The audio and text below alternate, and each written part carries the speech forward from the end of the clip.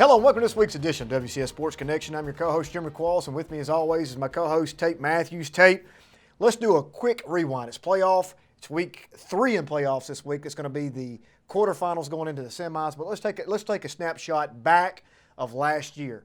7 of 8 teams got into the playoffs, first time ever. 5 teams won the first round, first time ever. 3 teams in the state semis, first time ever. 2 in the state championship game, first time ever. Now let's fast forward to this year. All 8 teams got in. 7 teams won the first round. 5 teams won the second round. We are on a collision course of getting multiple teams in. Once again, I hope that we have the same result in the end, but we've got to look at a few things. I don't want to get ahead of it because we're going to talk about it in just a minute, but we're looking at a possibility of an all 6A semi and an all 5A semi. It'd be pretty impressive, and unfortunately, 2 of them, Centennial and Brentwood, are going to cancel each other out, but you're sitting here in the quarterfinals of 5A football, and you've got 3 teams left. Pretty impressive. Well, it's impressive. You look at it, we've got 5 total teams left. We've got one friendly fire game like you're talking about coming up this week. Somebody will eliminate themselves. But last week we went 5-2. We're hoping for that 7-0, but our 2 smaller guys, Fairview and Page, took the losses. But Fairview, Goodpasture, 23-28 is what they got beat. Very close game. Actually, I think that score was 28-22, pardon me. Got beat by 6. Fairview's undefeated streak comes to an end at 11 games. They finished the season 11-1. They finished the mid-state rankings in the small schools at number 9th, in the 9th slot, that is. And Coach Hughes, what a year they had.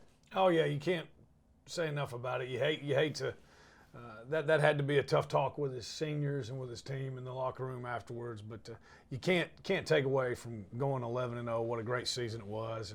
And you know, I guess the pill that was the toughest to swallow is they were up in the fourth quarter going into the fourth quarter. So, I mean, they were that close. Goodpasture's a very good team. If you don't know anything about them, don't. I mean, 8-2 in the regular season, and their losses were to Stratford and BGA. BGA at the beginning of the season, they beat BGA now. So, but they were up going into the fourth quarter. They had a chance, everything the way they wanted it.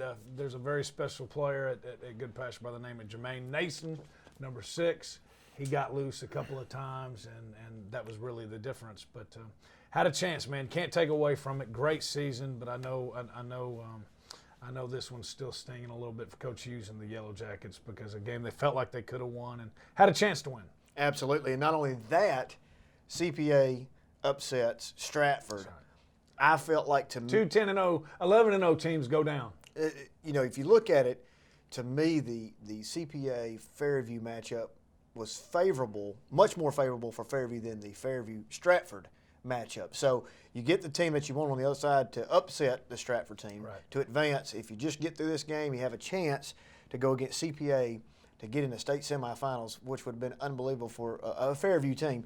But, you know, what a year, what a season, career Jake Bethard, Hunter Caldwell have had for the Fairview Yellow Jackets moving forward. You look at coming back, you got Cam Harris-Lusk coming back, some pretty good pieces to the puzzle that Coach Hughes might be sitting, you know, ready to go for next season as well. Oh yeah, this is Fairview's a program now. This isn't just a team that has good years here and there, and they're going to be a force in 3A. I guess is that what they are? They are 3A. They are 3A right? in the new classification as well. So they're going to be a force every year come playoff time. But yeah, Cam Harris-Lusk, it's going to be probably his team next year.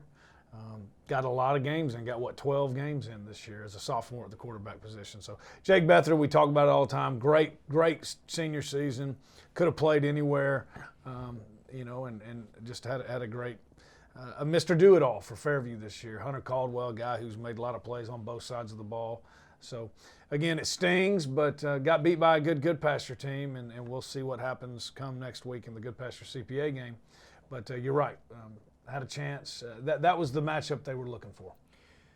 On the other side, on the 4A side of things, that was the 3A. The 4A side, Page gets beat by Spring Hill in a rematch from the earlier game earlier in the season, gets beat 45-31.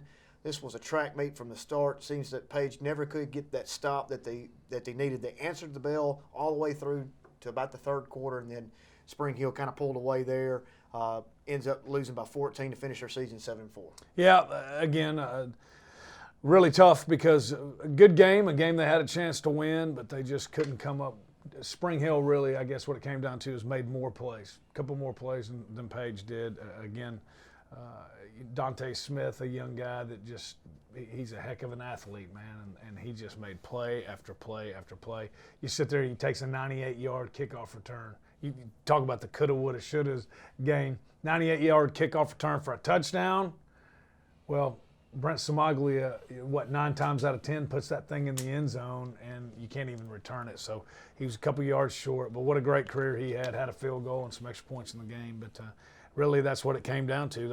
They made more plays than Page. A little bit banged up on the line, on both sides of the line, so that was a little bit tough. Bubba Johnson, the freshman running back that we always talk about, 171 yards rushing and a couple of touchdowns. The running game's in good hands for the next 3 years. Well, he's actually getting some traction right now in the recruiting circles. I know that he has got some unofficial visits to some OVC-leveled schools, and, as a freshman, that's nothing to be good wrestler, too. Yeah, so, his future's bright, obviously, from that.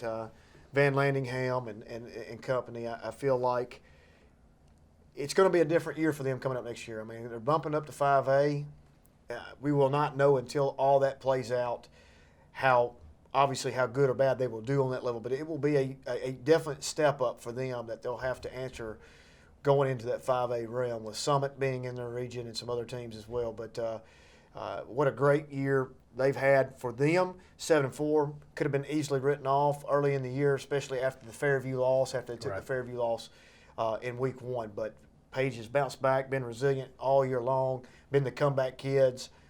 Won several games late in the game, including the Spring Hill, the first go-round when they won 25-24. And, it's been a good year for Coach Rathbone. It'll be interesting, like I said, to see how this 5A journey goes for them in that. Of course, their school's growing. The whole county's growing. Things are going up, looking on the up and up for the Page Patriots. So they finished the year 7-4. Well, and Spring Hill, I believe, is going to be a 5A team too. That's correct. And Spring Hill beat Summit earlier in the year.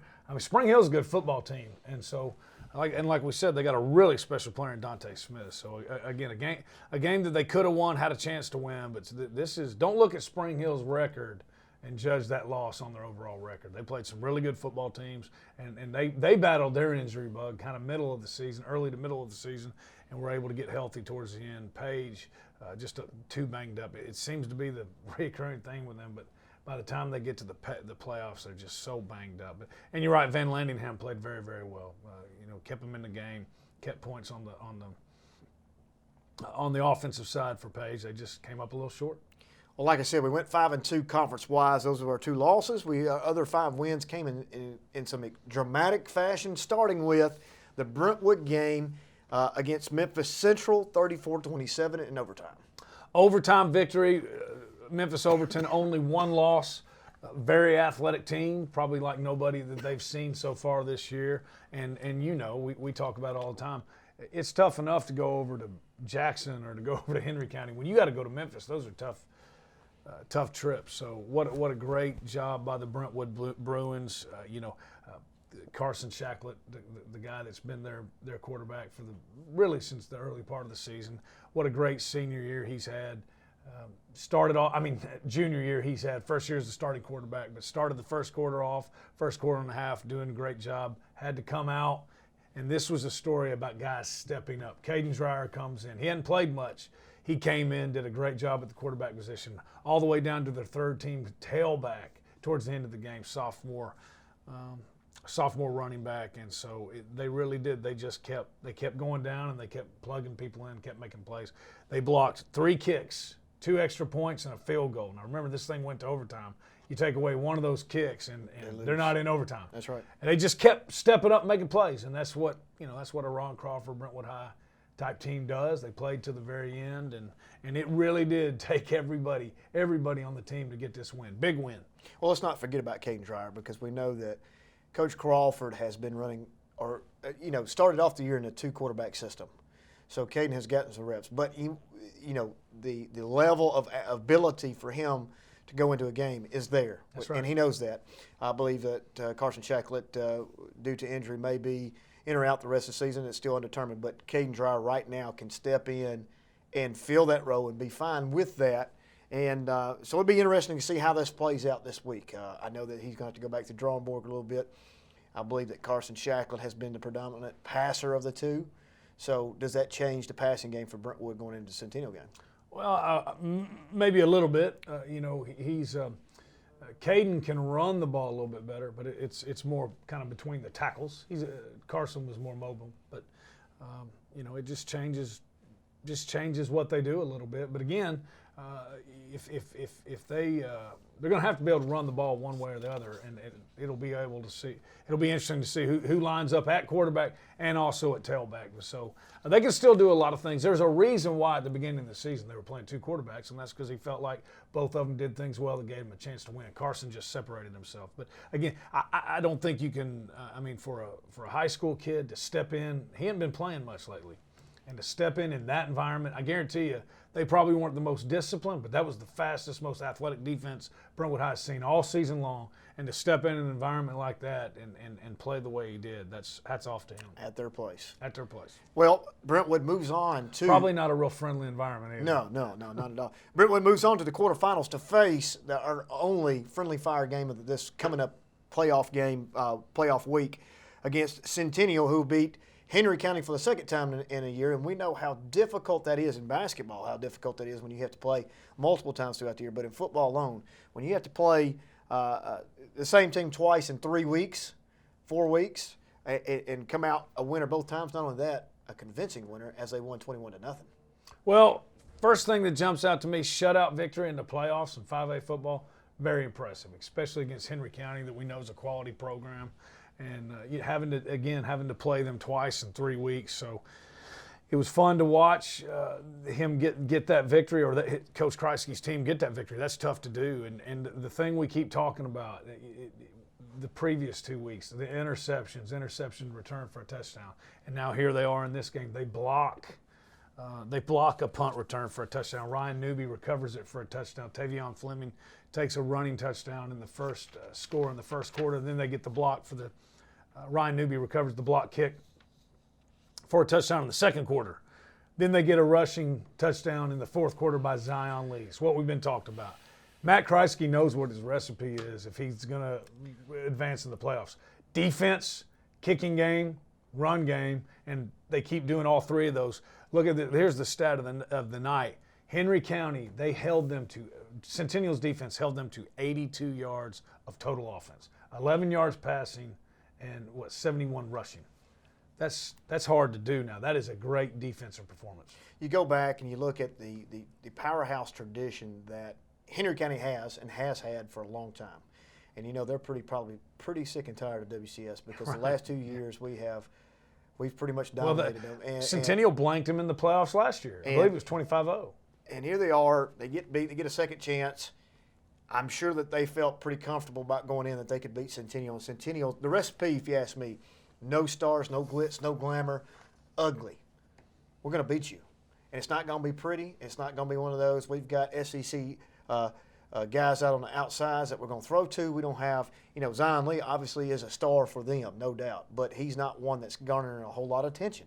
But they sit there, and here they are at 11-1, Tate, fixing to have an opportunity to play Brentwood to go into the semifinals of the state. After Tyrell Dotson has gone to the SEC, Coach Rector has left, nobody has given any chance at all to Centennial to be sitting where they are right now at 11-1. Yeah, and again, that one is to Independence, who's won 27 in a row. And that game was pretty competitive. Yeah, that was in the rain night. It was a part one and part two, but they are quite possibly the best team in the state away from being undefeated right now. And that's unbelievable. And again, and we'll get no attention from the media. That's right, but they don't want it. No, don't give it to them now. Let's not jump on the bandwagon now. Two guys that I've watched a little bit of their little ranking system on video today, and I'm like, don't give them any love now because you haven't given it to them before. That's right. So don't give it to them now. They want to keep flying under the radar. Speaking of Independence, not a whole lot. There is a lot to talk about, but the thing that sticks out to me, we've talked about this over and over and over, and I'm a data hound and I keep up with all this stuff. We look at our overall playoff scenario right now. We outscored our opponents 220 to 165 last week alone. That's plus 55 for the conference alone. You know that I keep up with the conference record all the way through, Yes. the overall scoring. 27-game winning streak. A lot of people dub this as the state championship game. Hillsboro coming in, Independence coming in. Hillsboro's got the team to knock them off. And this game was over in the opening drive. Independent comes out. This is something that we don't look at a whole lot. Their defense holds Hillsboro. They get the ball back. About the fourth play from scrimmage, they throw a little wheel route, hitch and go to Kendrell Scurry. Hines, who I have to commend Hines. Hines has, in the past, the games that we have seen, including go back to the Smyrna game, that was probably their biggest game up until this past game, right? You know, they're playing Smyrna. Smyrna's going to be the team that knocks them off, stops the streak. You know, as I've watched, Hines has matured throughout his process of getting better this year. The last game, the first round of playoffs, he probably went 0 for 4, 0 for 5 in his first 5 or 6 attempts. Juice is flowing, overthrow. He absolutely throws a beautiful ball on the first play. Kendrell Scurry scores a touchdown.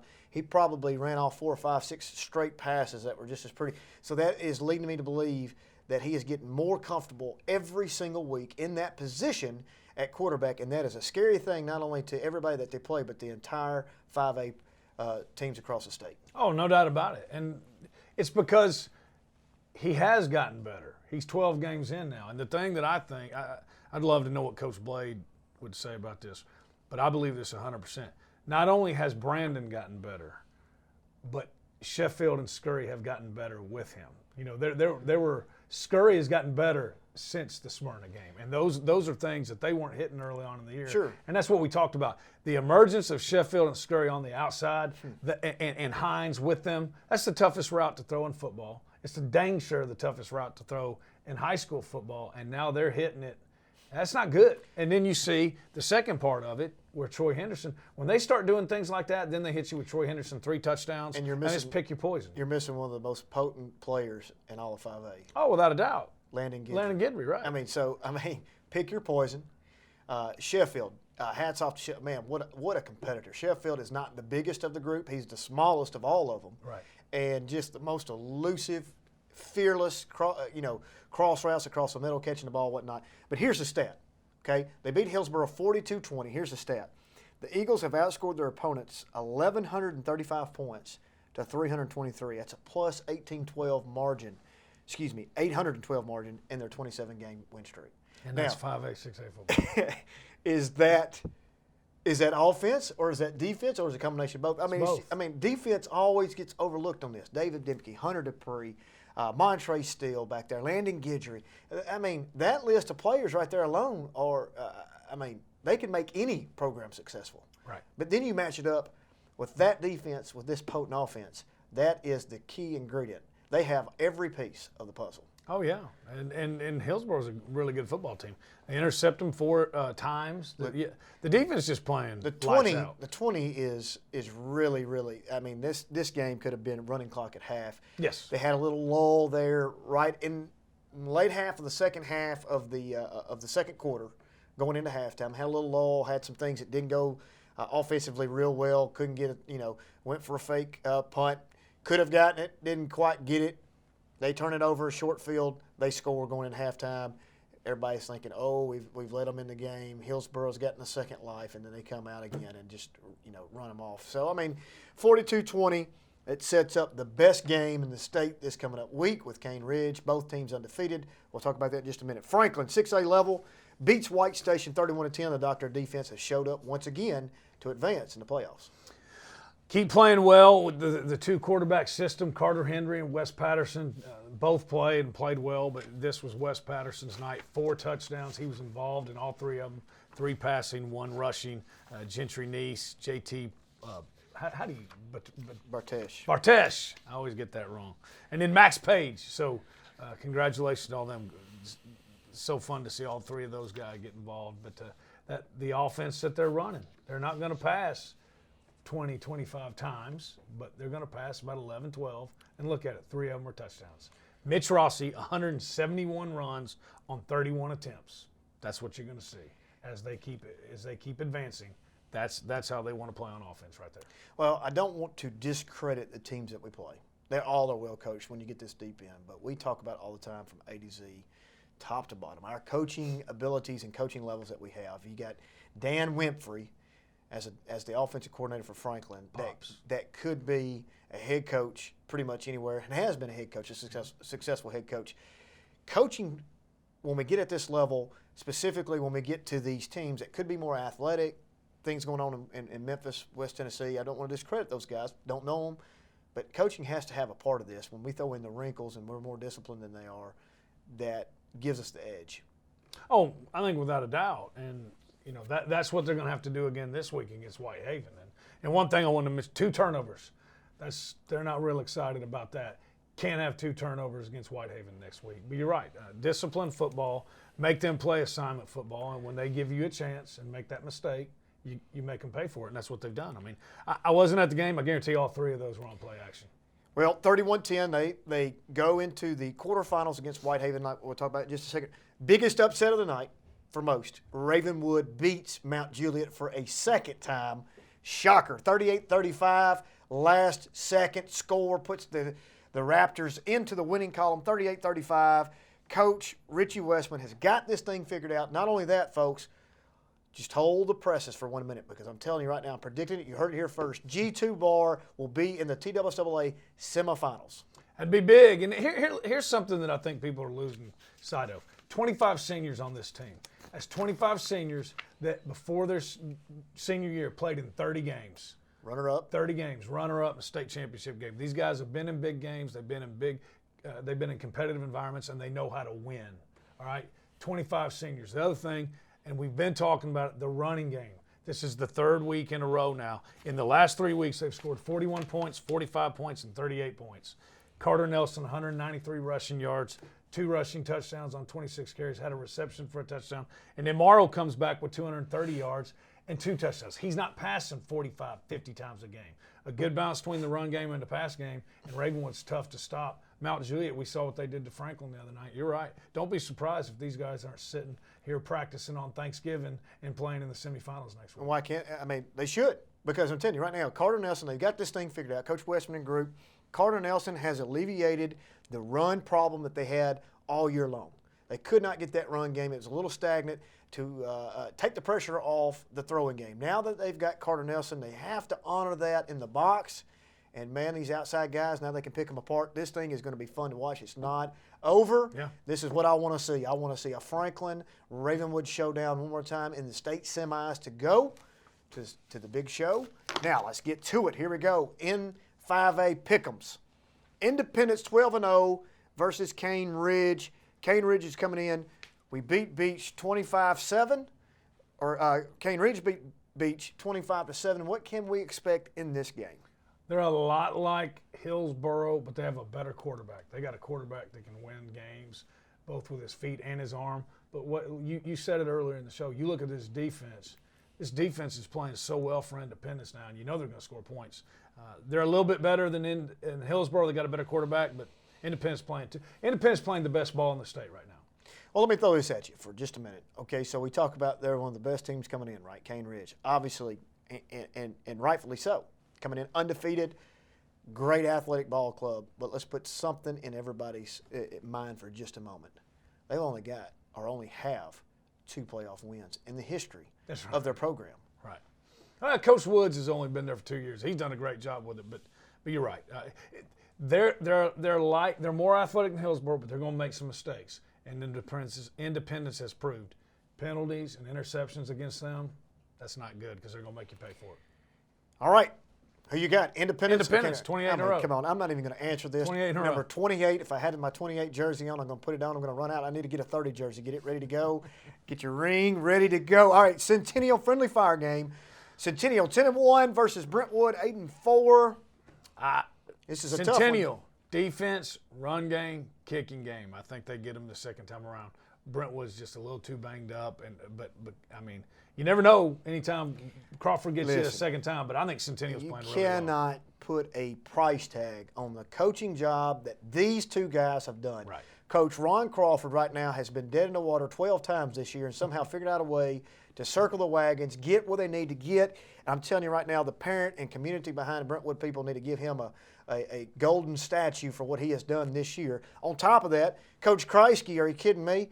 Pulled off the impossible. Nobody could ever do it. He's already matched right now the regular season best ever finish. If he gets himself into the semi games, he will match the best ever total. Last year, man, I mean, you really, when you look at what these two guys have done, hats off to both programs. Unfortunately, somebody's going to have to go. I'm giving the edge to Centennial just because of the fact that Carson Shacklet right now is a question mark whether he will even perform or play rather in this game due to injuries. And like you said, they have some more bang-ups and some tweaks there. I'm going to give the edge to Centennial. Could be a close one, though. Yeah. It'll be a good game, but the Cougars, I believe, come out on top. On the 6A side, Ravenwood 6-5 at Cordova, who is 11-1. Their only loss comes from Whitehaven early in the year. Beat Collierville 28-21. G2 bar, mark it down. Nelson and the Raptors run. I agree. They get a third playoff win in a row. Ravenwood's going to be practicing on Thanksgiving. Well, brings us to this last huge matchup. I think this is the toughest game. This is the toughest game of the night. I agree with you 100%. Doctor of Defense, Franklin and the Rebs, 9-2, traveling to Whitehaven, 12-0, beat Overton 30-0. I don't know if you can take those scores and look at it and get just a little nervous towards the score, but we've always have known that Whitehaven, even when Coach Hester and Ravenwood had to go play them twice, it's always a roll of the dice, man. If you catch that Whitehaven group on, they are going to be tough to beat. Rodney Salisbury is the coach of Whitehaven. He does a really good job. I think he does the best coaching job of any of those teams out of Memphis. They're athletic. Whitehaven's a good team. Franklin's going to have to play great, great football. I think they will, but you're right. These guys, it's tough to beat them. You're not just going to show up and out-coach. Sometimes you can go over there and out-coach them. You're going to have to out-coach them and play well. But I like this Franklin team. I think they do well. Don't think that Dan Winfrey and Hester hadn't been on the phone all weekend long comparing the last two game plans. So they'll have a plan.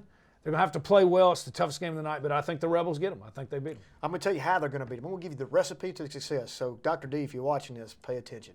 It's cold outside. Let's hope it's even colder come this Friday night. Right. They're going to have some extremely elusive athletes. They don't want to get physical.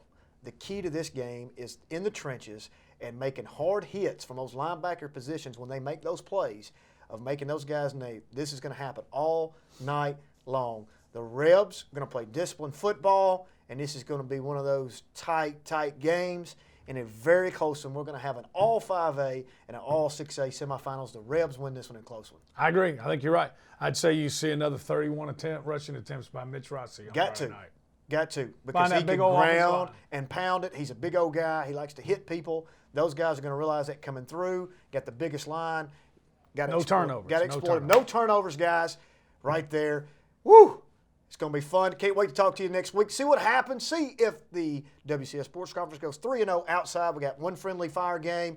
Best of luck to all of our teams. We'll talk about it next week in the semis of the TSSAA playoffs. We'll see you next time.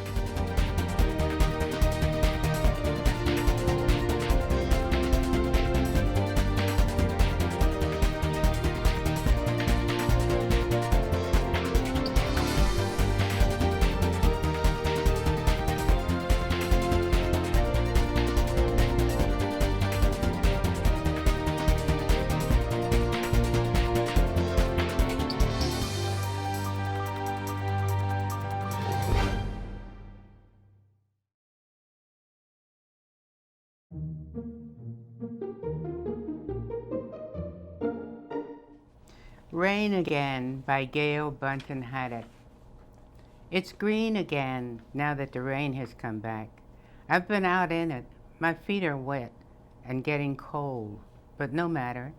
The land was parched, the leaves brittle dry with fire and ever-present threat. With the rain has come a hush. It has settled on the far hills and across the fields. We were ready for the relief of this rain. Sometimes slow and soft, sometimes hard and slanting on a rush of wind, and in a quietness that heals the brutality of a too long drought.